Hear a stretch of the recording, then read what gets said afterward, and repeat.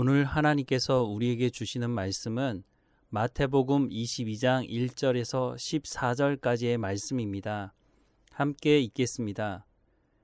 예수께서 다시 비유로 대답하여 이르시되 천국은 마치 자기 아들을 위하여 혼인잔치를 베푼 어떤 임금과 같으니 그 종들을 보내어 그 청한 사람들을 혼인잔치에 오라 하였더니 오기를 싫어하거늘 다시 다른 종들을 보내며 이르되 청한 사람들에게 이르기를 내가 오찬을 준비하되 나의 소와 살찐 짐승을 잡고 모든 것을 갖추었으니 혼인잔치에 오소서 하라 하였더니 그들이 돌아보지 않고 한 사람은 자기 밭으로 한 사람은 자기 사업하러 가고 그 남은 자들은 종들을 잡아 모욕하고 죽이니 임금이 노하여 군대를 보내어 그 살인한 자들을 진멸하고 그 동네를 불사르고 이에 종들에게 이르되 혼인잔치는 준비되었으나 청한 사람들은 합당하지 아니하니 내 거리 길에 가서 사람을 만나는 대로 혼인잔치에 청하여 오라 한데 종들이 길에 나가 악한 자나 선한 자나 만나는 대로 모두 데려오니 혼인잔치에 손님들이 가득한지라 임금이 손님들을 보러 들어올새 거기서 예복을 입지 않은 한 사람을 보고 이르되 친구여 어찌하여 예복을 입지 않고 여기 들어왔느냐 하니 그가 아무 말도 못하거늘 임금이 사환들에게 말하되 그 손발을 묶어 바깥 어두운 데에 내던지라 거기서 슬피 울며 이를 갈게 되리라 하니라. 청함을 받은 자는 많되 택함을 입은 자는 적으니라. 오늘 본문의 말씀은 예수님께서 무슨 권위로 이와 같이 하느냐라고 물었던 유대교 지도자들 뿐만 아니라 온 이스라엘의 죄에 대해 말씀하고 있습니다. 예수님은 1절에서 이렇게 말씀하십니다. 예수께서 다시 비유로 대답하여 이르시되 앞서 말씀하는 비유의 말씀을 이어서 하시는 말씀이라는 것입니다. 이렇게 보면 예수님을 십자가에 못 박아 죽이려고 하는 이들을 향해 예수님은 다시 한번 회개를 촉구하고 계시는 것입니다. 이런 예수님에 대해 우리도 닮아야 할 것입니다. 우리를 박해하는 사람을 향해 무조건 적대적인 행동을 하고 이는 이로 갚겠다고 하는 마음으로 대하지 말고 끝까지 회개하고 돌이킬 수 있도록 하나님의 말씀을 전해야 할 것입니다. 임금이 아들의 혼인잔치를 준비하면서 사람들을 초대했습니다. 임금이 아무나 사람을 초대한 것이 아니었습니다. 청하는 사람들이 정해져 있었습니다. 임금이 마련한 잔치에 아무나 가겠다고 해서 갈 수 있는 것이 아닙니다. 임금이 초대하지 않으면 들어갈 수 없습니다. 그런데 임금이 초대한 사람들이 임금의 초대를 거부했습니다.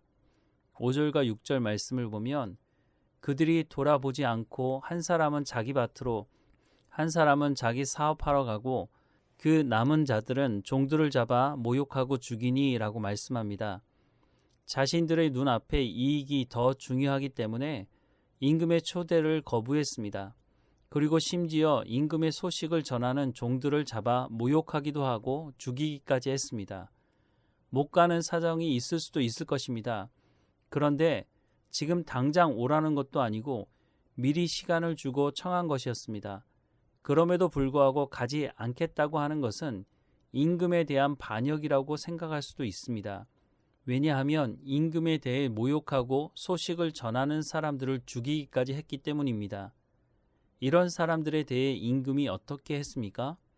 7절 말씀을 보면 임금이 노하여 군대를 보내어 그 살인한 자들을 진멸하고 그 동네를 불사르고 라고 말씀합니다. 청함을 받은 사람들에게는 시간이 있었습니다. 그러나 그들은 임금의 말을 거부했습니다. 당시 임금은 절대 권력을 가지고 있는 시대였습니다. 그런데 임금의 말을 전하는 사람들을 죽이기까지 했다는 것은 반역이라고 해도 과언이 아닐 것입니다. 그렇다면 다른 임금이 사는 지역으로 이동해야 할 것 같은데 임금의 통치가 이루어지는 곳에 계속 머물렀다는 것은 임금과 맞짱을 뜨겠다는 말이기도 할 것입니다.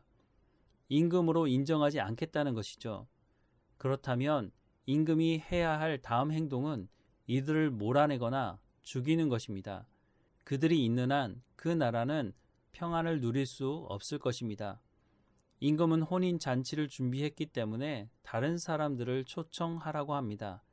8절부터 10절 말씀에 보면 이에 종들에게 이르되 혼인 잔치는 준비되었으나 청한 사람들은 합당하지 아니하니 내 거리 길가에 가서 사람을 만나는 대로 혼인 잔치에 청하여 오라 한데 종들이 길에 나가 악한 자나 선한 자나 만나는 대로 모두 데려오니 혼인 잔치에 손님들이 가득한지라.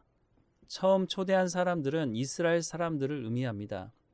그러나 그들은 임금의 초대를 거부하고 예수님을 십자가에 못 박아 죽이기까지 했습니다. 그리고 난 후 복음이 이방인들에게 전해집니다. 복음을 들은 이방인들이 하나님의 말씀을 듣고 하나님의 초대를 받았습니다. 그들이 주께 나오기 시작했습니다.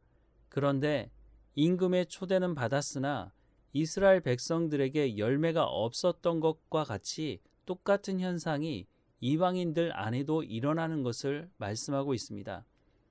11절부터 14절 말씀에 보면 임금이 손님들을 보러 들어올새 거기서 예복을 입지 않은 한 사람을 보고 이르되 친구여 어찌하여 예복을 입지 않고 여기 들어왔느냐 하니 그가 아무 말도 못하거늘 임금이 사환들에게 말하되 그 손발을 묶어 바깥 어두운 데에 내던지라. 거기서 슬피 울며 이를 갈게 되리라 하니라. 청함을 받은 자는 많되 택함을 입은 자는 적으니라 라고 말씀합니다. 왜 예복을 입지 않았느냐고 묻는 질문에 아무 말도 하지 못하고 있는 것은 의도적으로 예복을 입지 않았다고 하는 것입니다. 당시 유대인들의 풍습에 따르면 혼인잔치에 참여하는 사람들에게는 예복이 지급되었다고 합니다. 그런데 예복을 입지 않았다는 것은 의도적으로 입지 않았다고 볼 수 있는 것입니다. 무엇인가 문제가 있었다면 임금의 질문에 답을 해야 했을 것입니다. 그런데 아무 답도 하지 않았습니다. 즉 이들에게도 열매가 없는 것입니다. 하나님의 말씀 듣기를 거부하고 자신들의 이익을 쫓았던 이스라엘 백성들과 같이 탐욕을 따라 산 사람들입니다. 그들에 대해서 똑같은 결과에 대한 말씀을 하십니다. 13절 말씀에 임금이 사환들에게 말하되 그 손발을 묶어 바깥 어두운 데에 내던지라. 거기서 슬피 울며 이를 갈게 되리라 하니라 라고 말씀합니다. 하나님은 모든 사람이 구원받기를 원하십니다. 그래서 우리로 하여금 땅끝까지 가서 복음을 전하라고 하십니다. 그런데 청함을 받은 사람은 많지만 택함을 입은 자는 적다고 말씀하십니다. 이 말씀은 우리를 공포에 떨게 하기 위해 하시는 말씀이 아닙니다. 어디에서나 복음을 거부하고 대적하는 사람들은 있습니다. 그럴 때 그 결과가 어떻게 될지에 대해 말씀하시는 것을 우리가 바르게 알고 우리의 신앙을 잘 지켜야 할 뿐만 아니라 우리도 모르는 사이에 하나님의 말씀을 듣지 않으므로 하나님을 대적하는 자리에 설 수 있음도 기억해야 할 것입니다. 사랑하는 여러분, 하나님의 말씀을 들을 수 있는 것이 은혜입니다. 하나님의 말씀을 들을 수 있다면 대제사장들과 장로들과 같은 미련한 자리에 앉지 않을 수 있을 것이며 일부 목회자들이 거짓 복음을 전할 때에 그것을 분별함으로 그들을 따르지 않을 수 있을 것입니다.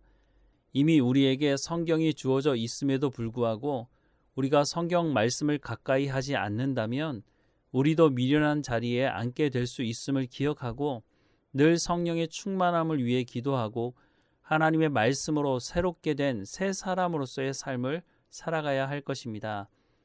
함께 기도하겠습니다. 하나님, 우리를 불쌍히 여기셔서 허물과 죄로 죽었던 우리를, 본질상 진노의 자녀였던 우리를 예수 그리스도를 통해 구원하신 하나님의 놀라운 은혜를 찬양하고 감사합니다. 하나님의 말씀을 듣는 것이 은혜인 줄 아니 하나님 말씀을 들을 수 있는 귀를 열어주시고 날마다 우리 가운데 성령의 충만함으로 하나님의 말씀 가운데로 인도함 받는 우리의 삶이 될 수 있도록 인도해 주옵소서. 다시 한번 간절히 기도하는 것은 하나님의 말씀을 통해서 우리의 삶에 열매가 맺어지게 하시고 시냇가에 심은 나무가 그 잎사귀가 마르지 아니한 같이 풍성한 열매를 맺는 삶이 우리의 삶 가운데 드러날 수 있도록 은혜를 허락해 주옵소서.